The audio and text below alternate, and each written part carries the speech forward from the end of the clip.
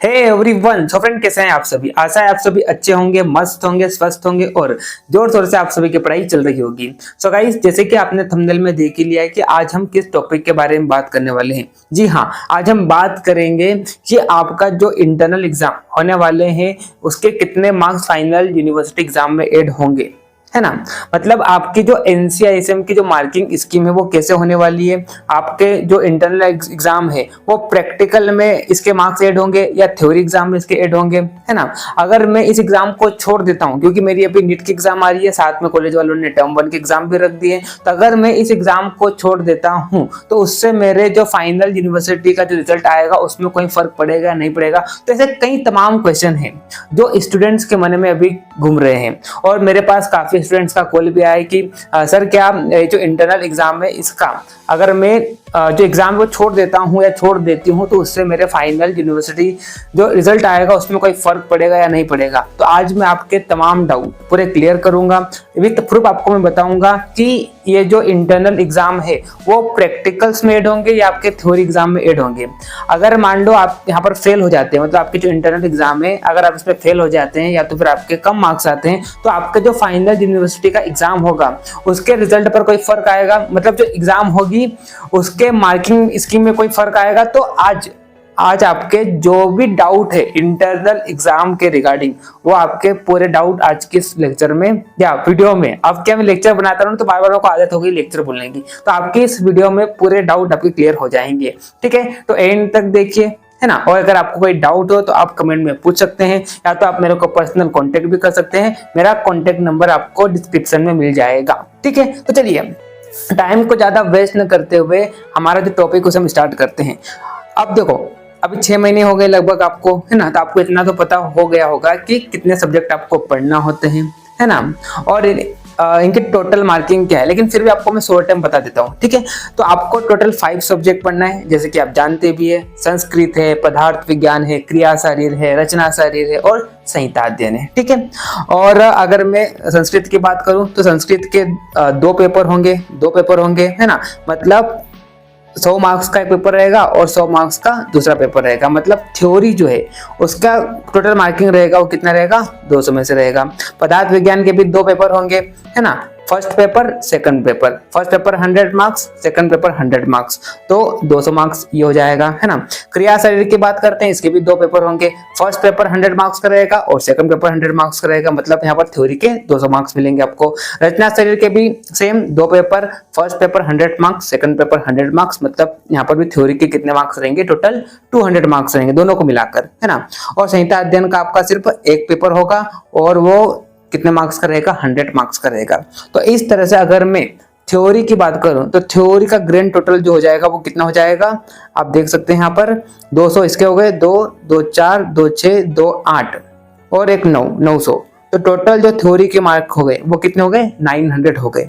ठीक है, उसके बाद साथ में आपके क्या होंगे, प्रैक्टिकल होंगे। तो आप देख सकते हैं प्रैक्टिकल के संस्कृत में कितने मार्क्स रहेंगे, 100 मार्क्स रहेंगे। पदार्थ विज्ञान में टोटल प्रैक्टिकल के मार्क्स कितने रहेंगे, 200 मार्क्स रहेगा।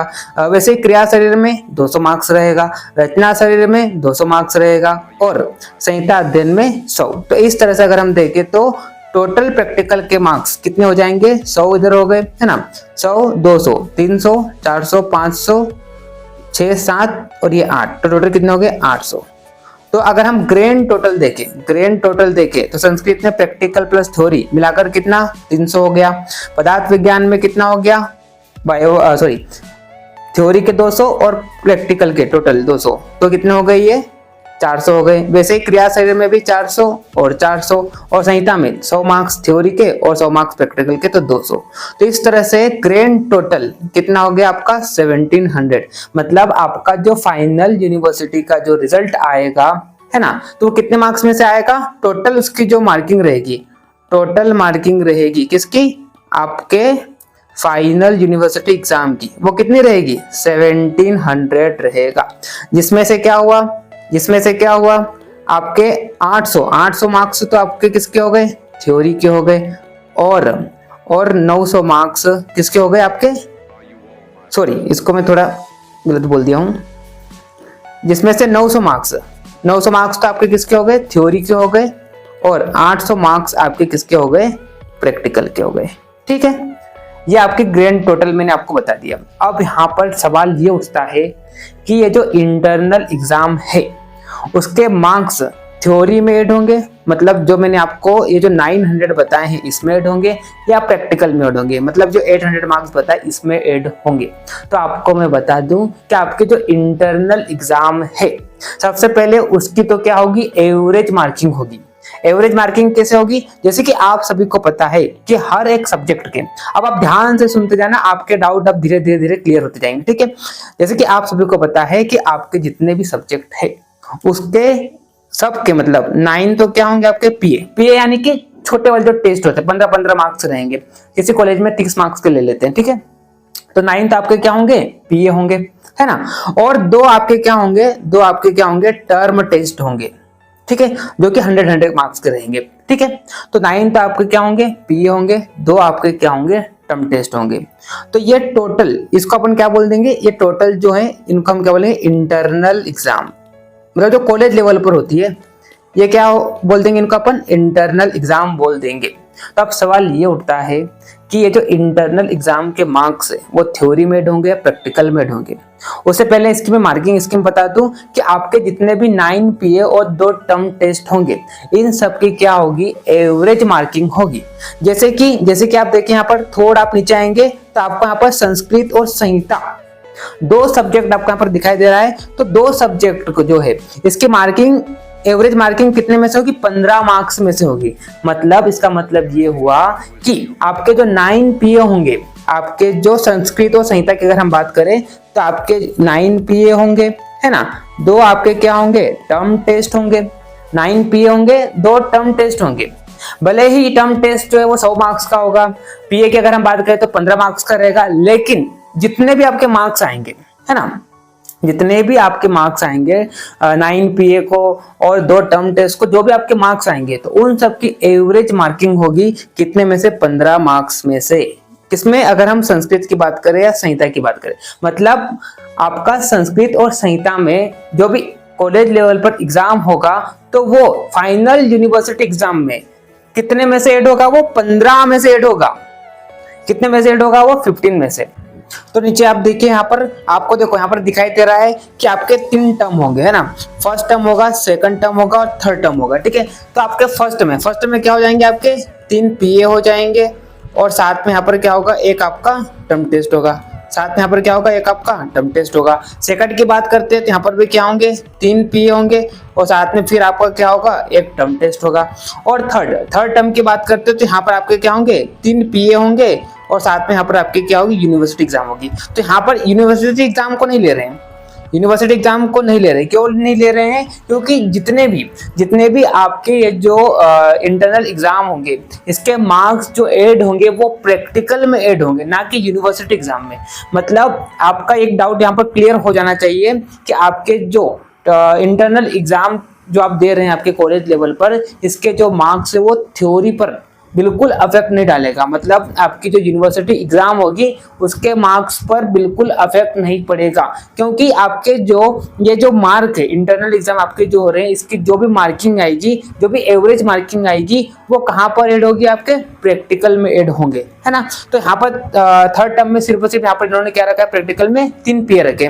तो इन तीनों का क्या निकालेंगे, इनमें जो भी मार्क्स आएंगे आपके फर्स्ट टर्म में, सेकंड टर्म में और थर्ड टर्म में, मतलब पीए और टर्म टेस्ट सबको मिलाकर अगर मैं संस्कृत की बात करता हूँ, संहिता की बात करता हूँ, तो कितने मार्क्स में से ऐड होगा, ये 15 मार्क्स में से एवरेज मार्किंग होगी। अब ये अंदर की कैलकुलेशन है, मैं आपको यहाँ पर कैलकुलेशन नहीं बताऊंगा, लेकिन इतना आपको समझ जाना चाहिए कि आपके जो भी इंटरनल एग्जाम होंगे, अगर मैं संस्कृत की बात करता हूँ, संहिता की बात करता हूँ, तो इनकी क्या होगी, एवरेज मार्किंग होगी। और कितने में से होगी, वो 15 मार्क्स में से। मतलब आप इतना समझ जाइए कि आप जो जितने भी संस्कृत के पेपर दोगे कॉलेज लेवल पर, जितने भी संहिता के देंगे कॉलेज लेवल पर, तो इनकी एट द एंड कितने में से मार्किंग होगी, 15 में से सबकी एवरेज निकाली जाएगी, है ना।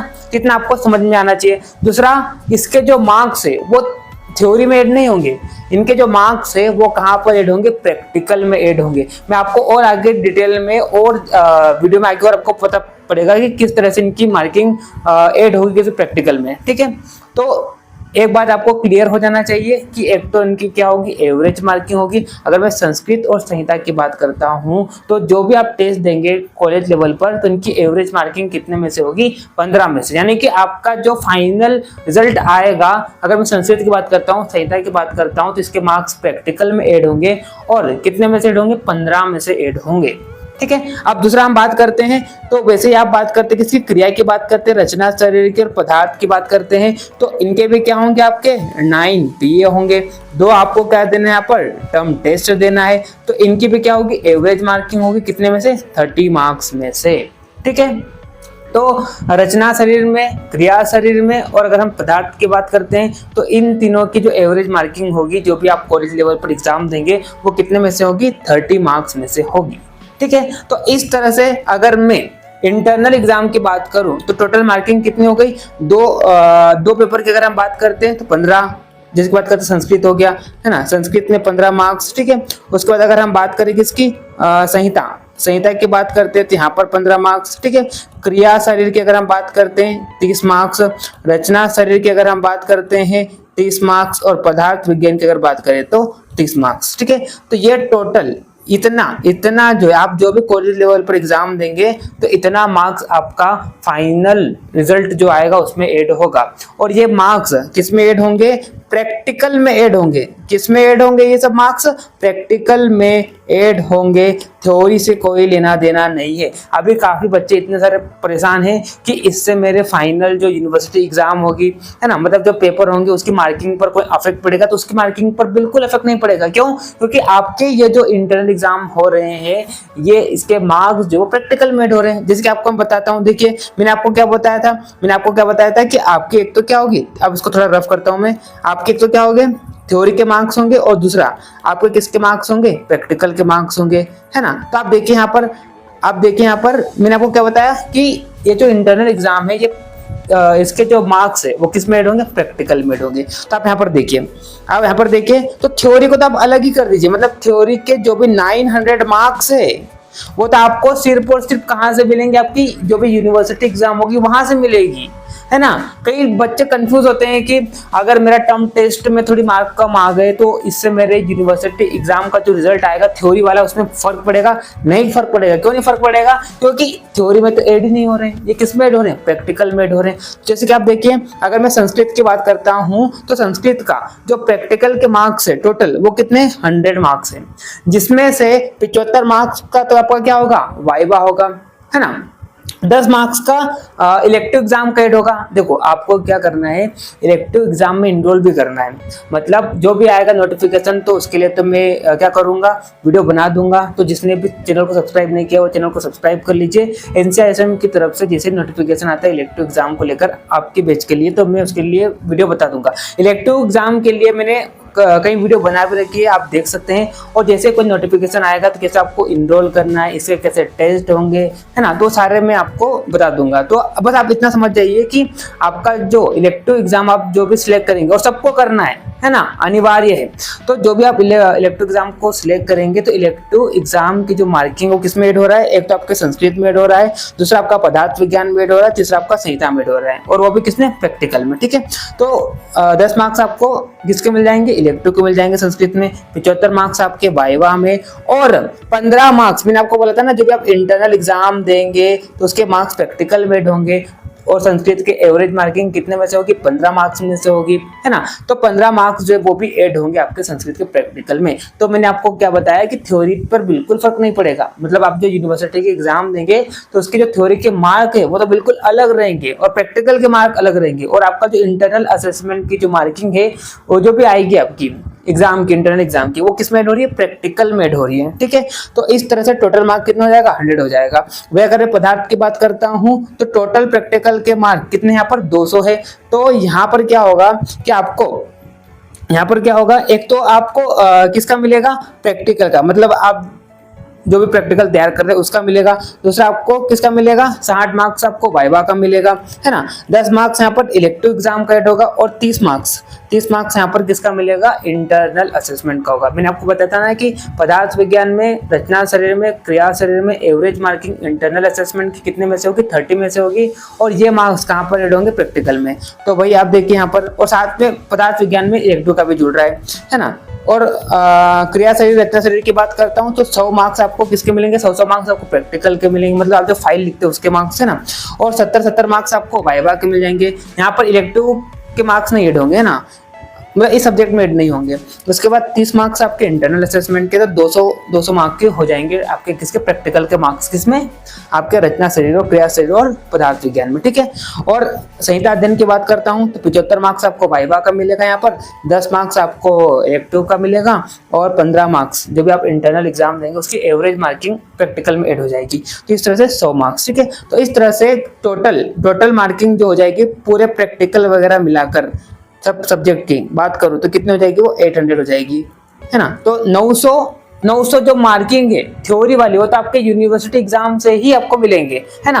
और जो भी इंटरनल एग्जाम है इसके मार्क्स जो है वो कहाँ पर ऐड होंगे, प्रैक्टिकल में ऐड होंगे। और कई लोग बोलते हैं कि सर अगर मैं इंटरनल एग्जाम नहीं देता हूँ या मेरे यहाँ पर कम मार्क्स आते हैं तो क्या मेरा इस पे फाइनल यूनिवर्सिटी एग्जाम पे फर्क पड़ेगा, रिजल्ट पे? नहीं पड़ेगा फर्क। क्यों नहीं पड़ेगा फर्क? क्योंकि आप देखिए यहाँ पर आपको प्रैक्टिकल में वाइवा के मार्क्स ऐड हो रहे हैं, यहाँ पर इलेक्टिव्स के मार्क्स यहाँ पर ऐड हो रहे हैं किस सब्जेक्ट में, और यहाँ पर इंटरनल के, मतलब तीनों को मिलाकर आपको मार्क्स मिलेंगे, है ना। और पास होने के लिए आपको 50% चाहिए। तो अगर आपके संस्कृत में टोटल 100 मार्क्स का प्रैक्टिकल है तो 50 मार्क्स आपको चाहिए, जो कि आपको मिल ही जाएगा। प्रैक्टिकल है, इलेक्टिव एग्जाम है ना, साथ में इंटरनल असेसमेंट, उसमें कुछ तो आप पढ़ के जाएंगे, कुछ तो नंबर लाएंगे, तो सबको ऐड करेंगे तो 50 मार्क्स तो आपके आ ही जाएंगे, मतलब आप पास तो हो ही जाएंगे। और प्रैक्टिकल में सबको पास कर ही देते हैं क्योंकि वाइवा में अच्छे मार्क्स सबको मिलते ही है ना। फिर वैसे आप देखिए पदार्थ विज्ञान की बात करते हैं, यहाँ पर भी आपको 100 मार्क्स लाना है मिनिमम, जो कि सबको मिलाकर हो ही जाएगा। क्यों? क्योंकि इंटरनल असेसमेंट, ऐसा नहीं कि इंटरनल असेसमेंट आपको पास होना जरूरी ही है, देखो नंबर तो आपको लाना ही है। अब मैं टीचर हूँ तो ऐसी बात करना मेरे को अच्छा स्वभाव नहीं देता, लेकिन कई लोग क्या परेशान रहते हैं। तो आपको देखो नंबर तो आपको लाना ही है, आपको मेहनत तो करना ही है, ऐसा नहीं कि मैंने बोल दिया तो ऐसा नहीं है ना। आपको अगर अच्छे मार्क्स चाहिए प्रैक्टिकल में तो आपको इंटरनल एग्जाम में अच्छे मार्क्स लाना पड़ेगा, है ना। नहीं तो पास तो हो ही जाओगे, क्योंकि सबको मिला के यहाँ पर मार्किंग हो रही है। प्रैक्टिकल के भी यहाँ पर, तो प्रैक्टिकल के भी मिल रहे हैं आपको, वाइवा के भी यहाँ पर मिल रहे हैं, इलेक्टिव के भी आपको मिल रहे हैं, इंटरनल असेसमेंट के मिल रहे हैं, सबके मिला के आपके 50% तो आ ही जाएंगे, है ना।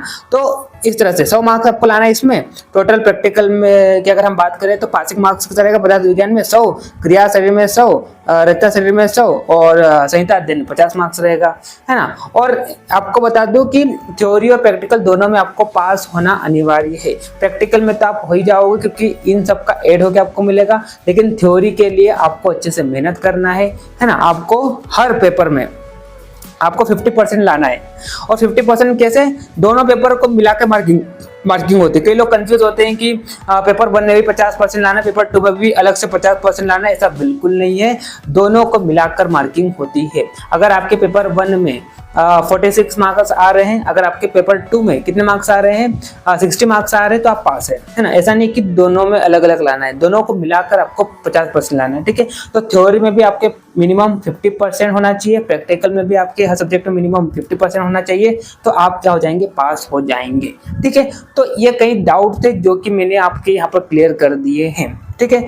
और अब यहाँ पर कई बच्चे नीट वाले हैं जो कि ये सोच रहे हैं कि अगर हम इंटरनल एग्जाम छोड़ देते हैं तो उससे कोई फर्क पड़ेगा, तो इससे इतना ज्यादा फर्क नहीं पड़ेगा, है ना। जैसे कि मैंने आपको बताया कि इनके मार्क्स जो है वो कहाँ पर हो रहे हैं, प्रैक्टिकल में हो रहे हैं, है ना। तो आपको यहाँ पर ज्यादा लोड नहीं लेना है, लेकिन फिर भी देखो अगर आप दे सकते हैं तो दे दो यार, बहुत अच्छी बात है ना। और अगर आप चाहते हैं कि अरे यार मेरी अच्छी तैयारी है, मैं नीट में अच्छे मार्क्स ले आऊंगी या ले आऊंगा, तो आप छोड़ भी सकते हैं, लेकिन आपको कॉन्फिडेंस होना चाहिए उस चीज पर, है ना।